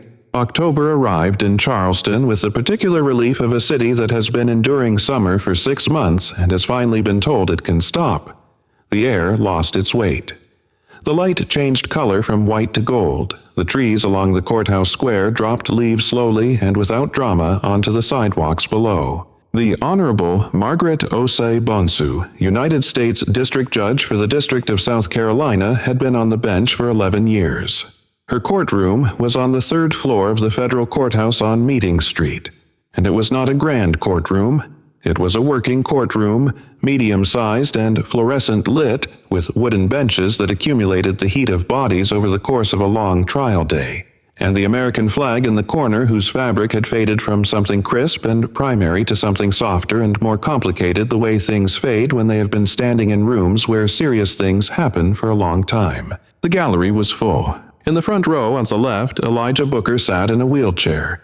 His second post-op recovery was going well, but the surgeon had been specific about weight-bearing timelines, and Elijah, who had been non-compliant with surgical recommendations once before and regretted it was being compliant this time. He wore a dark suit, not his best suit. His best suit was at the dry cleaners because it had still been at the dry cleaners the week of the original incident, and had spent the subsequent 3 months there while other things required attention. But a good suit, well pressed with a tie that Martha had selected because it was the same color as the tie in Caleb's military portrait. Martha sat beside him. Her back was straight. Her hands were folded in her lap, and in her right hand, pressed against the knuckle of her index finger, with the familiarity of decades, was the small, worn bead of a rosary she had carried since her own mother gave it to her at 18. Which was not a Catholic tradition, but was Martha Booker's tradition, which was its own thing entirely. Caleb sat on the other side of his father in his dress blues with his medals in the correct order and his posture at the exact military bearing that his branch required, and that in a room like this one communicated something beyond compliance. Communicated in the way that formal dress communicates when it is worn with complete unself-consciousness the full weight of who this person was and what they had earned and what had been done on a Sunday morning in July to their family. Across the room at the defense table, Travis Doyle sat with the look of a man who had lost 24 pounds since July, whose expensive union-funded attorney had not been able to secure the plea arrangement the union had hoped for, and who was about to learn whether the story he had been telling about himself for 31 years, the story of a man who understood how the world worked and was simply operating within that understanding, would survive contact with 12 people who had been given 3 weeks to hear a different version of the story. He did not look at the Booker family. He had not been able to look at them since August. D.A. Priya Okafor had been a federal prosecutor for 9 years, and she had a particular approach to opening statements that she had arrived at after years of watching other lawyers make the same mistake, the mistake of treating the opening as a legal brief read aloud as if jury members were judges, as if what they needed was the argument before they understood the story. She walked to the center of the courtroom and she stood there for a moment before she began the way you stand at the beginning of something you want people to know is serious. She said, "On the morning of July 14th, Elijah Booker got dressed in his best suit. He was going to a community dedication, a building he had helped landscape with his own hands. His wife Martha had been up since 5 in the morning baking 3 sweet potato pies to bring with them. Their son Caleb, who most of you will see for the first time in a few minutes, had recently come home from his 3rd overseas deployment with the United States Marine Corps. It had been a good morning, It had been an ordinary good morning. She let that settle. Then she said, by 9:30, Elijah Booker was handcuffed on the side of Route 17 in a position that over the course of the next 20 minutes retore reconstructed tissue in his left knee, requiring a second surgical procedure. A firearm that bore no fingerprints of either Elijah or Martha Booker had been placed in the trunk of their car by a man with a badge. And the officer responsible for the stop had told his partner on a recording that you will hear in this courtroom a recording made without his knowledge what he actually thought about the Booker family and what they were doing on that road. She walked to the evidence table and she picked up a small device, a Bluetooth speaker, and she said, with the court's permission. She played it. The voice that came out was Travis Doyle's voice recorded on Route 17 at 9:09 on a Sunday morning in July, in the moment between putting his cruiser in gear and explaining to his partner why he was following the Lexus. The words were clear. The tone was clear. The worldview in the words, the specific architecture of assumption and entitlement that had led to a 71-year-old man being handcuffed on a road he had driven 100 times was laid out in plain language without ambiguity for 12 people who were now sitting very still. 3 jurors looked at Doyle. Doyle looked at the table. Gordon Fitch, his attorney, was writing something on his legal pad with the focused energy of a man who is doing something with his hands to avoid having to manage his expression. Okafor waited until the recording ended and the room had absorbed what it had just heard, and then she said, "What you just heard is not a piece of evidence we manufactured or edited or took out of context. It is 11 seconds of audio from one of several recordings made that morning which will be presented to you in full. It is what Officer Travis Doyle said about Elijah and Martha Booker before he turned on his lights." She walked back to the prosecution table. "The law requires us to prove intent," she said. "Ladies and gentlemen, I'm going to save us all a great deal of time. The defendant has already provided that proof himself. Gordon Fitch was not a bad lawyer. He was a careful lawyer, a competent lawyer. A lawyer who had spent 20 years defending municipal employees in civil and criminal proceedings, and who understood better than most the specific landscape of cases where the thing that was wrong was not individual malice, but institutional drift. The way that behaviors become normal because they are repeated without consequence, and the way that defending the person who did the thing eventually requires defending the environment that made the thing possible. He tried. He presented Doyle's service record, which was clean. He presented training certifications, performance evaluations, commendations from previous years. He presented the argument that a law enforcement officer operating in a county with a rising luxury vehicle theft rate had reasonable grounds to approach a vehicle that fit a general profile and that the subsequent escalation was the result of a stop that went sideways in real time, not a premeditated scheme. Okafor cross-examined him with the patience of a person who has prepared for exactly this argument. She asked, "How many traffic stops had Doyle initiated in the 38 months covered by the investigation?" She asked of those stops that resulted in vehicle searches, what percentage of the drivers were, Black or Latino. She asked, of those searches that resulted in vehicle seizure, what percentage involved occupants from outside, Oak Ridge County. She asked, how many of those vehicles were eventually returned to their owners? She did not raise her voice. She did not editorialize. She asked questions, and she got answers, and she allowed the pattern in the answers to do the work that no amount of argument could have done better.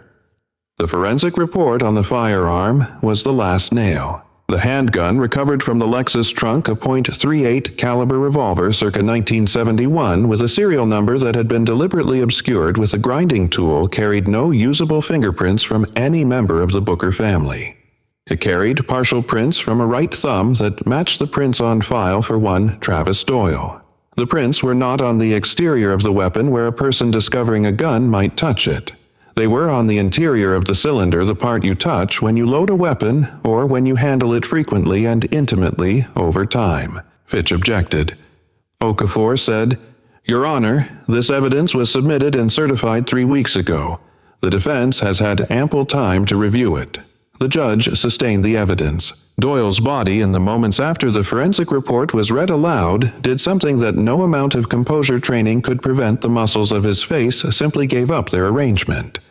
Not dramatically, he didn't crumble, didn't put his head down, but the structure of practiced certainty that had held his expression in place through the first 2 weeks of trial lost its underlying architecture, and what was left was just a face tired and smaller than it had appeared 3 months ago on Route 17, belonging to a man who had run out of the story he'd been telling. Brett Larson was 26 years old, and he had been a police officer for 8 months and a star witness for the federal prosecution for 3 of them. And he sat down in the witness chair on the 8th day of the trial, and he looked at the courtroom with the expression of someone who has decided to do a hard thing, and has decided to do it completely without flinching and without taking it back. He told the jury about the first stop he had done with Doyle 3 days into his assignment. He told them about the second and the third. He told them what Doyle had said to him about how things worked in Oak Ridge. He told them about the leaderboard, the hand-drawn tally sheet in Doyle's locker, a piece of cardboard torn from a cereal box and filled with penciled marks that had been recovered by the FBI during the search of the Oak Ridge PD's locker room, where different categories of stop had different point values, and the running total was updated after every shift. A luxury vehicle seizure was worth 50 points. A conviction was worth 10. A misdemeanor that resulted in a fine was worth 3. Doyle called it the game. He said it casually, the way you say the name of something that is so familiar it no longer needs justification. He said it the way you say lunch or Tuesday, as if it were simply a part of the texture of the week, unremarkable, expected, ongoing. Fitch objected to the leaderboard's admission as a business record. The judge overruled him. The leaderboard stayed in evidence. Larson testified about July 14th. He testified about what he had seen Doyle do at the trunk. He testified that he had confirmed a marijuana smell he knew was not present. He testified that when Caleb Booker had spoken to him directly about the duty to intervene, something had happened inside him, that he was not going to dress up in legal language or strategic framing. Something had simply told him that the next choice he made would determine something important about who he was going to be. He said, "I knew when it was happening. I knew the first time and I didn't stop it. I kept telling myself I didn't understand everything, that there was context I was missing, that it wasn't my place to question it. But I understood enough. I understood enough, and I chose to be quiet and call it uncertainty." He looked at the jury. "I'm not being uncertain today." In the gallery, Martha Booker was in the 3rd row with her rosary between her fingers, and when Larson said those words, she closed her eyes briefly and pressed her lips together. And when she opened them again, there were tears on her face. Not the tears of grief, not the tears of someone who has been hurt and is revisiting the hurt, but the tears of someone for whom something has just been confirmed that they had spent their entire adult life believing in the face of considerable evidence against it. She had believed that people could choose better. This young man who had made the wrong choice and the next choice and the right choice on the same Sunday morning was confirming it. She pressed the rosary gently in her hand, and she let the tears fall without wiping them. Jury deliberations lasted 4 hours and 21 minutes. The courtroom during those 4 hours and 21 minutes had the particular texture of a room full of people who have nowhere else to be, but cannot quite settle into being where they are. A low-level ambient restlessness that expressed itself in small ways. Coffee cups refilled and not drunk. Legal pads opened and not written on quiet conversations begun and abandoned the creak of the old wooden benches as people shifted their weight in the 1,000 small adjustments of bodies that are waiting for something. Elijah sat in his wheelchair with his hands folded and his eyes mostly on the middle distance. Not the unfocused gaze of someone who is disengaged, but the steady, outward-focused gaze of someone who is thinking about something specific and has been thinking about it for a while. He was thinking about a morning in 1978 and a morning in 2024, and about the years between them and what those years had and hadn't changed. Martha read a small Bible from her purse with the concentration of someone who is genuinely reading it and not performing the reading of it. Caleb sat beside his father and said nothing for most of the 4 hours and 21 minutes, which was not unusual. He had been a person who communicated in economy of expression since he was old enough to understand that what you didn't say carried its own information. At the 2-hour mark, he got up and got his father a cup of water from the table against the wall, and on the way back he stopped for a moment by a window that overlooked the courthouse square, where the October light was coming through the oak trees at the long angle of afternoon, and he stood there for about 30 seconds and then came back and gave his father the water. The jury foreman read the verdict at 4:47 in the afternoon. On the charge of deprivation of rights under color of law, guilty. On the charge of fabrication of evidence, guilty. On the charge of obstruction of a federal investigation through false reporting, guilty. On the conspiracy charge, which extended to Sergeant Frank Dawson, who had pleaded guilty to a reduced version 6 weeks prior, the jury found that the conspiracy had existed and that Doyle was its primary architect. Gordon Fitch had his head down before the foreman finished. Doyle sat at the defense table as the words were read, and his hands, both of them flat on the table in front of him, did not move, did not grip the edge of the table, did not perform any of the dramatic gestures that the situation might have invited. He sat with his hands flat and still, and his face doing something that was very quiet and very final. The specific look of a person who has just arrived at a place they cannot leave, not with despair, not with anger, but with the particular flatness of a man whose story is over and who has not yet found a way to begin the next one. He would receive his sentence 3 weeks later, 48 months in federal prison, followed by 5 years of supervised release, permanent revocation of his law enforcement certification, and forfeiture of his pension. Chief Henderson, whose involvement the investigation had established clearly enough to warrant separate charges, had resigned in September and was awaiting his own proceedings. Dawson had already begun his community service and the 18-month supervised release he had negotiated in exchange for his cooperation. In the gallery, nothing dramatic happened. Elijah Booker nodded once, a slow and deliberate movement, the kind of nod that closes something. Martha put her rosary in her handbag and reached over and took Elijah's hand. Caleb looked at the front of the room for a moment and then looked at his father, and he said nothing, and his father said nothing, and that was exactly the right conversation to have. April came to Harlow the way it always came to that part of South Carolina, gently, without announcement, with warm afternoons and cool mornings, and the smell of things that had been underground all winter, deciding it was safe to come up now. The lot across from Greater Harvest Baptist Church on Cedar Lane had been empty for as long as most people on that block could remember. It had been the site of a mill operation that closed in 1987 and had been the subject of 6 different development proposals in the decades since, all of which had eventually failed for one reason or another. Financing, zoning, the specific inertia of things that have been sitting in the same place for so long that motion requires more effort than most projects can sustain. Caleb Booker had purchased it in January.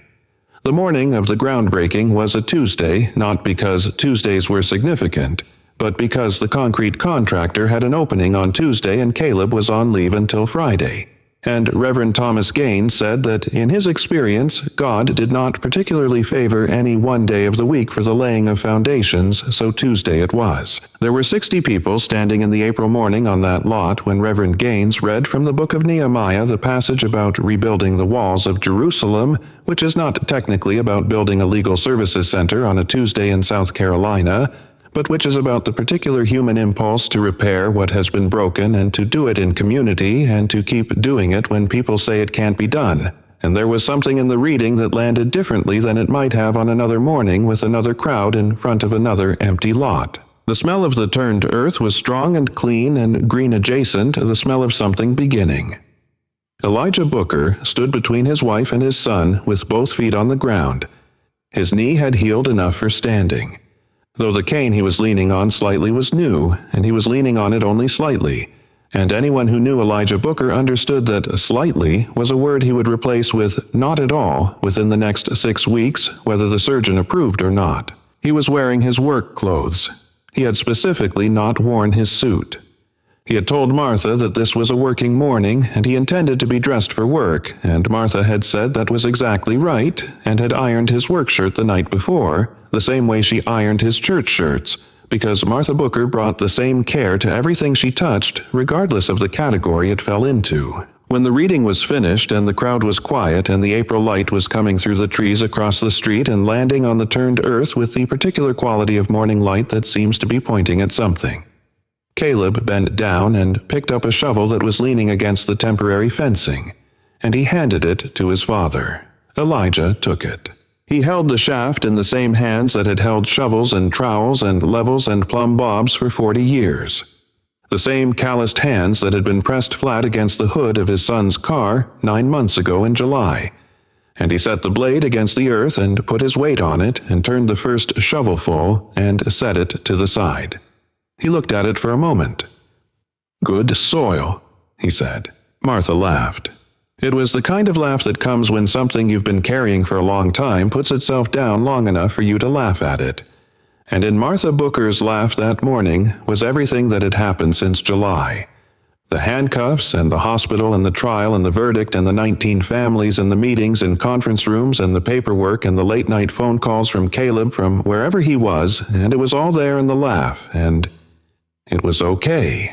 The Elijah and Martha Booker Community Legal Center would be staffed by JAG reservists, and civil rights attorneys working pro bono would offer free legal representation to anyone in the county who could not afford it, and would maintain a standing service specifically for people who had experienced improper vehicle stops or asset seizure, the specific species of wrong that had brought Elijah to a roadside on a July morning and had brought 17 other families before him and after him to the same place.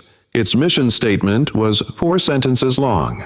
Caleb had written it himself, sitting at the kitchen table in the house on Cedar Lane on a Sunday evening on a piece of notebook paper with a pen that kept running low and requiring shaking, which he found appropriate. Reverend Gaines read the mission statement aloud that morning, and 60 people stood in the April sunlight and listened, and when he finished, there was a silence that was not uncomfortable but was the kind of silence that rooms go into when something true has been said, and the air needs a moment to absorb it. 5 months after the verdict on a Wednesday morning in November, the governor of South Carolina signed Senate Bill 1174 into law, in a ceremony that took 18 minutes, and was attended by 6 state legislators, 4 civil rights organization representatives, 2 reporters, and via video call on a tablet held by a legislative aide Elijah and Martha Booker, who were sitting at their kitchen table on Cedar Lane drinking coffee. The bill had been proposed in August, had moved through committee in September,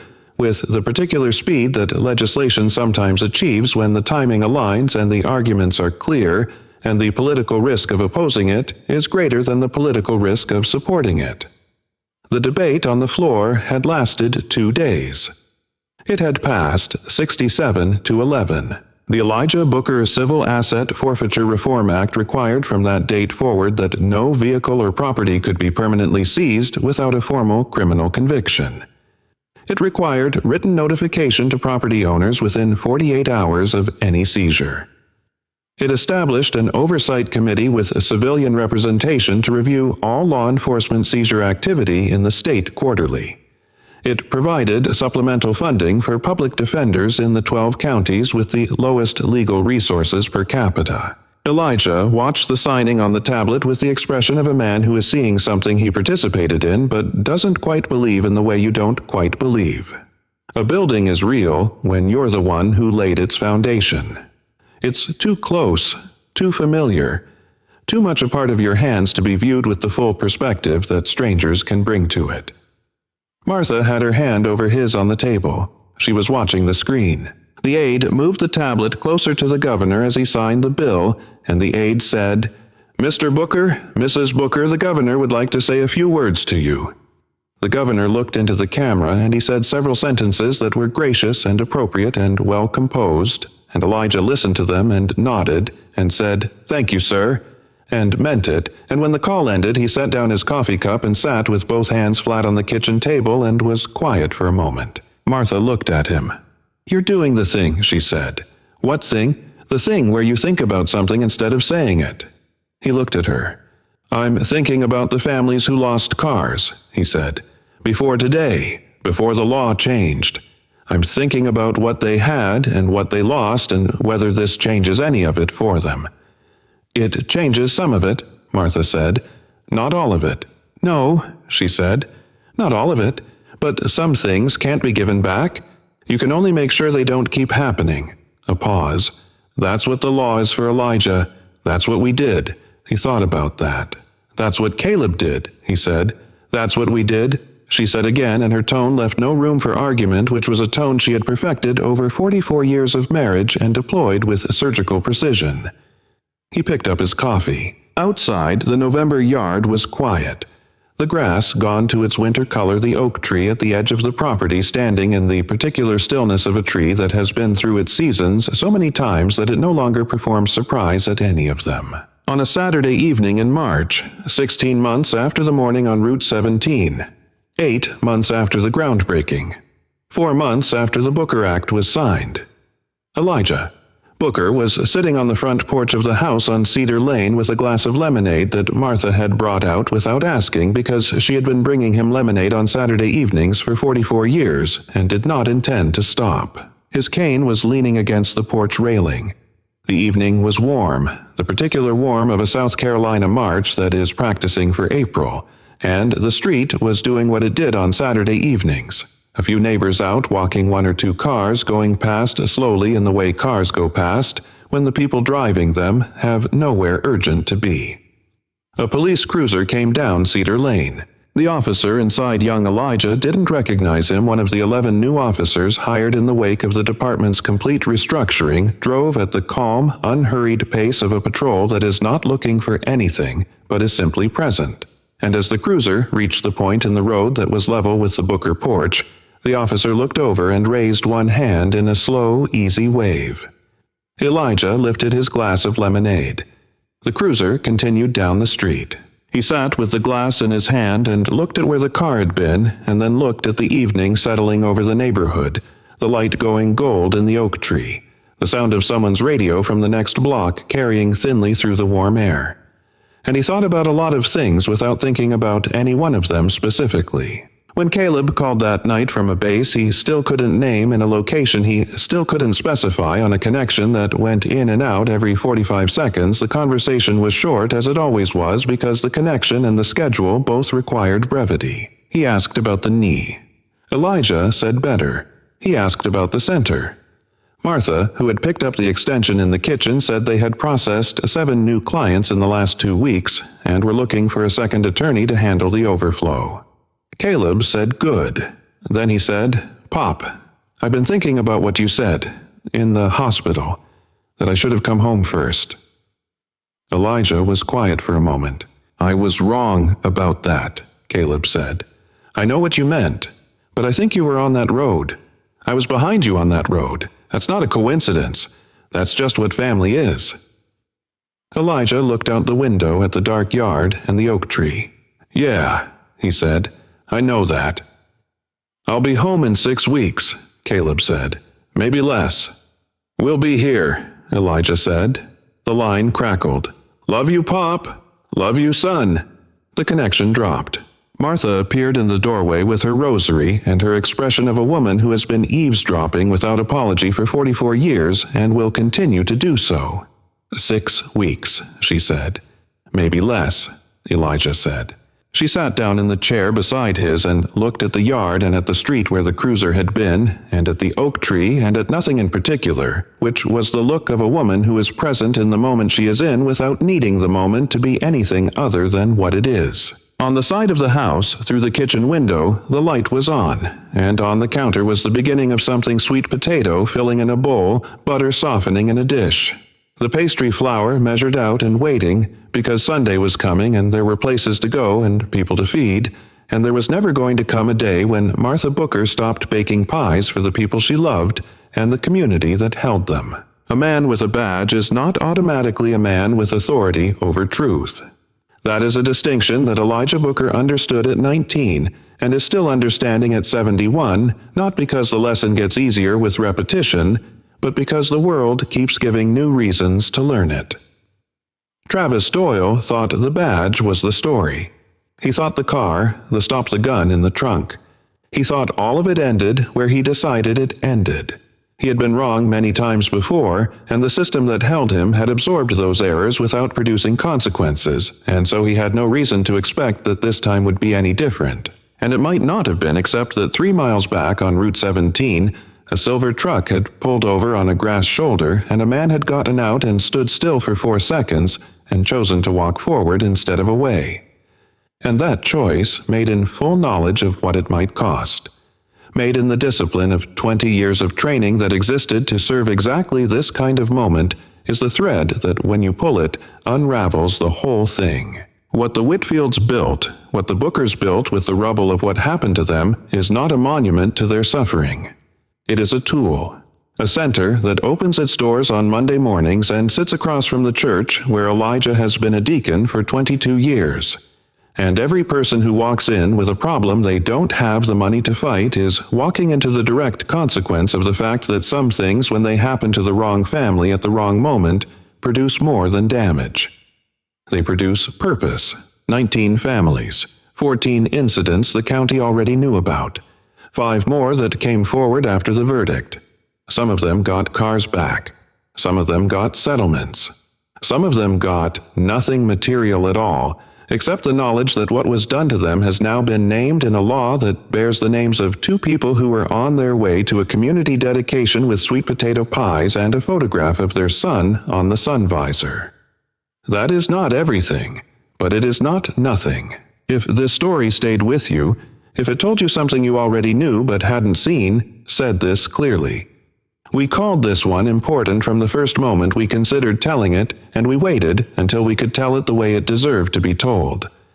Hit that like button right now. It costs nothing, and it tells us to keep going. Share this with someone who needs to hear. That justice, when it comes, usually comes because someone chose to walk toward the thing instead of away from it. Subscribe to our channel and ring that bell so you don't miss what we're bringing next. And leave us a comment below. If you were Caleb Booker on that road, what would you have done? This story is a fictional dramatization created for entertainment and educational purposes. Any resemblance to real persons living or dead or actual events is purely coincidental.